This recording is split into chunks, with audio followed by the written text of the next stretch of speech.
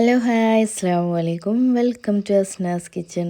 ഇന്നിതാ ഫസ്റ്റിനെ കണ്ട പോലെ തന്നെ നമ്മൾ ബീഫ് വരട്ടായിട്ടാണ് വന്നിട്ടുള്ളത്. അടിപൊളി ടേസ്റ്റാണ്. എന്തായാലും മസ്റ്റ് ആയിട്ട് ഉണ്ടാക്കാത്തവരാണെങ്കിൽ എന്തായാലും ഒന്ന് ഉണ്ടാക്കി നോക്കുക. മാത്രമല്ല എൻ്റെ ചാനൽ ഇഷ്ടപ്പെടുകയാണെങ്കിൽ ഒന്ന് സബ്സ്ക്രൈബ് ചെയ്യാനും ലൈക്ക് ചെയ്യാനും ഷെയർ ചെയ്യാനും ഒന്നും മറക്കരുത്. അപ്പോൾ ഇതെങ്ങനെയാണ് ഉണ്ടാക്കാൻ നോക്കാം. ആദ്യം തന്നെ ബീഫ് നന്നായിട്ട് കട്ട് ചെയ്ത് കഴുകി വൃത്തിയാക്കി എടുത്തിട്ടുണ്ട്. ഇതൊരു 3/4 കിലോയോളം ഉണ്ടാവും കേട്ടോ ബീഫ്. ആദ്യം തന്നെ ഇതിലേക്ക് ഞാനൊരു 1.5 ടേബിൾ സ്പൂണോളം മുളക് പൊടിയാണ് ചേർത്ത് കൊടുത്തിട്ടുള്ളത്. ഇത് നല്ല അത്യാവശ്യം എരിവുള്ള മുളക് പൊടി ആയതുകൊണ്ട് തന്നെ ഒരു 1.5 ടേബിൾ സ്പൂൺ ചേർത്ത് കൊടുക്കുക. അതിലേക്ക് ഒരു 1/2 ടേബിൾ സ്പൂണോളം മഞ്ഞൾപ്പൊടി ചേർത്ത് കൊടുക്കുക.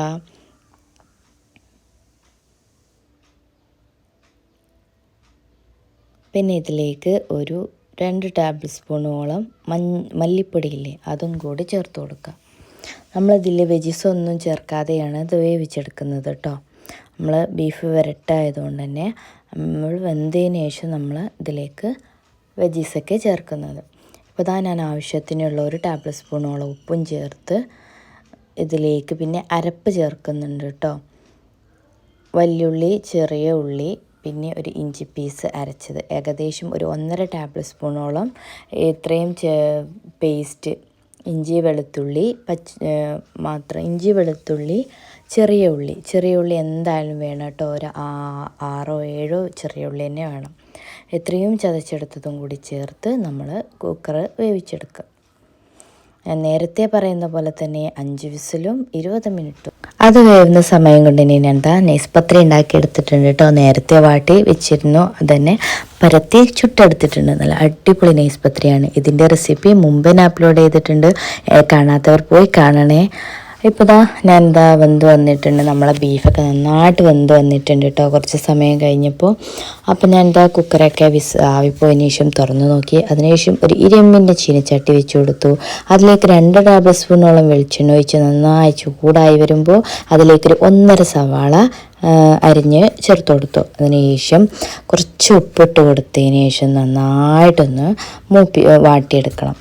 വലിയുള്ളി നന്നായി വാടിയതിന് ശേഷം മാത്രമാണ് പിന്നെ ചേർക്കണതൊക്കെ ചേർക്കാൻ പാടുള്ളൂ. അപ്പോൾ അതാ ഉപ്പിട്ട് കൊടുത്തിട്ട് നന്നായിട്ട് തന്നെ മൂപ്പിച്ചെടുക്കുക. ഒരു ബ്രൗൺ നിറമാവുന്നവരെ ഒന്ന് വാട്ടിയെടുക്കുക. അപ്പോൾ ഏകദേശം വാടി വന്നിട്ടുണ്ട്. അപ്പോൾ നമ്മളിതിലേക്ക് തേങ്ങാക്കൊത്തും കൂടി ചേർത്ത് കൊടുക്കുക. നമ്മൾ ഉണക്കത്തേങ്ങ ഉണ്ടെങ്കിൽ അത് ചേർക്കുക, അല്ല പച്ചത്തേങ്ങയിൽ വെള്ളം വറ്റിയിട്ടുണ്ടെങ്കിൽ അത് എടുക്കാം. അതുമില്ല എന്നുണ്ടെങ്കിൽ നമ്മൾ ചെറിക്കണ തേങ്ങ ഇതുപോലെ കട്ട് ചെയ്തെടുക്കുക. എന്നിട്ട് ഇതിലേക്ക് ചേർത്ത് കൊടുക്കുക. അതിനുശേഷം വലിയുള്ളിയും തേങ്ങയും ഒരുപോലെ തന്നെ ഇതിൽ കടന്ന് നന്നായിട്ട് മൂത്ത് വരണം. അപ്പോൾ ഒരു കൈപ്പിടി കറിവേപ്പിലയും ചേർത്ത് കൊടുക്കുക. കറിവേപ്പില അത്യാവശ്യം തന്നെ ഉണ്ടാവണം കേട്ടോ, എന്നാലാണ് നമുക്ക് ഇതിനൊരു നല്ലൊരു മണവും ടേസ്റ്റൊക്കെ ഉണ്ടാവുക. അപ്പോൾ കറിവേപ്പിലയും കൂടി ചേർത്തിട്ട് നന്നായിട്ട് വാട്ടിയെടുത്തിട്ടുണ്ട്. ഇനി നമുക്ക് ഇതിലേക്ക് നമ്മൾ നേരത്തെ വേവിച്ച് വെച്ചിട്ടുള്ള ബീഫില്ലേ അത് ഇതിലേക്ക് അങ്ങ് ചേർത്ത് കൊടുക്കണം. അപ്പോൾ നന്നായി വെന്ത് വന്നിട്ടുണ്ട് നമ്മുടെ ബീഫ്. ഇതിലേക്ക് ചേർത്ത് കൊടുക്കുക. നമ്മൾ ഓൾറെഡി ഇതിലേക്ക് സ്പൈസസ് ഇട്ടത് കൊടുത്തുകൊണ്ട് തന്നെ നമ്മൾ ഇതിൽ അത്യാവശ്യം നിങ്ങൾ ഉണ്ടാക്കുമ്പോൾ നിങ്ങൾക്ക് വേണമെന്നുണ്ടെങ്കിൽ ഇതിലേക്ക് ചേർത്ത് കൊടുക്കാം. അല്ല ഓൾറെഡി എന്ത് സ്പൈസസ് ഉണ്ട് എന്നുണ്ടെങ്കിൽ പിന്നെ ചേർക്കേണ്ടതില്ല. പിന്നെ ഞാൻ ഇതിലേക്ക് പിന്നെ എക്സ്ട്രാ ആയി ചേർത്ത് കൊടുത്തത് കുറച്ച് ഒരു ടേബിൾ സ്പൂണോളം തന്നെ കുരുമുളക് പൊടി കേട്ടോ. പൊടിയാക്കിയിട്ട് തന്നെ ചേർത്ത് കൊടുക്കുക. ഞാനിപ്പോൾ ഈ ക്രഷറിൽ ക്രഷ് ചെയ്തിട്ട് ഇട്ട് കൊടുക്കുകയാണ് കേട്ടോ. അപ്പോൾ ഞാൻ ഏകദേശം ഒരു ടേബിൾ സ്പൂണോളം തന്നെ കുരുമുളക് ചേർത്ത് കൊടുത്തിട്ടുണ്ട്. പിന്നെ നിങ്ങളുടെ വീട്ടിൽ അവൈലബിൾ ആണെന്നുണ്ടെങ്കിൽ ഈസ്റ്റേണോ ഏതെങ്കിലും കമ്പനിയുടെ മീറ്റ് ഉലർത്തതിൻ്റെ മസാലപ്പൊടി ഉണ്ടെങ്കിൽ ചേർത്ത് കൊടുക്കുക. അല്ല എന്നുണ്ടെങ്കിൽ നമ്മൾ ഗരം മസാല ഒരു 1/2 ടേബിൾ സ്പൂൺ ചേർത്ത് കൊടുത്താലും മതി. ഇത്രയും ചേർത്ത് കൊടുത്തതിന് ശേഷം നന്നായിട്ടൊന്ന്